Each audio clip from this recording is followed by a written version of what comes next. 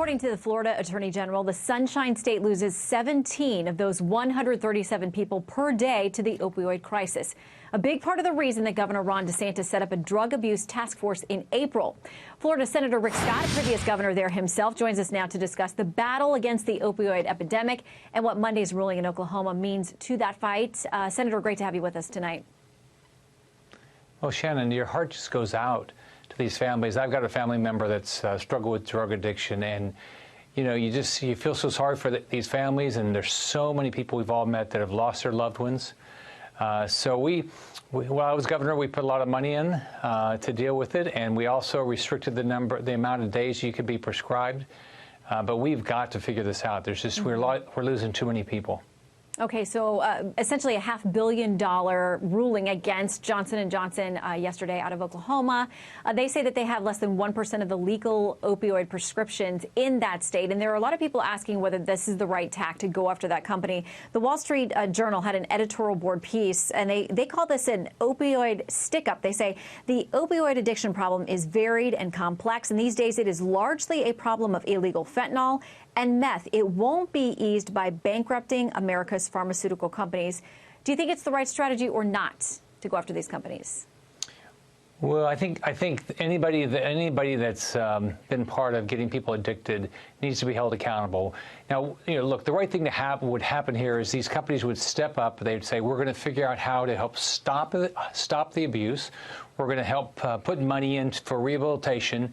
And we're going to figure out how we can compensate the families that have lost their loved ones. That's what ought to happen here. So that's what I would like to see happen.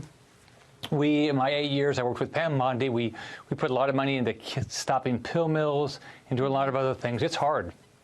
Yeah, there are no easy solutions for this. And I know the president has talked about the fact that he's tried to put pressure on China with regard to fentanyl, which has become such a deadly part of this equation. The Chinese foreign minister saying this, the foreign ministry spokesperson saying, when it comes to reducing demand for fentanyl, the U.S. government absolutely can do even more. The United States should respect the facts and stop pinning the blame on others. What do you make of that part of this equation, the fentanyl part? Well, let's look at this. The Chinese, look, there's always more everybody can do, right? There's always more all government can do, every family can do, everybody can do. But let's look at China for a second. They sit there and I'm losing my voice. They sit there and they have a social media, they monitor your social media. They have facial recognition, but they can't figure out where the fentanyl is coming from.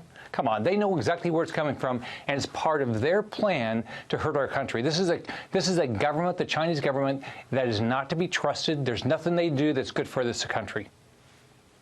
So do you think in the broader spectrum of, we're talking tonight as well about trade talks with them, the unrest in Hong Kong. I know that you've been very vocal about trying to stand with the protesters in Hong Kong, support them. And it makes me think of, you've spoken out as well for Venezuela and the folks there, where they still have Nicolas Maduro as their president. I mean, are these people who are fighting for democracy around the country around the world, right to now look to the U.S. and say, we'll get support there, they will back us?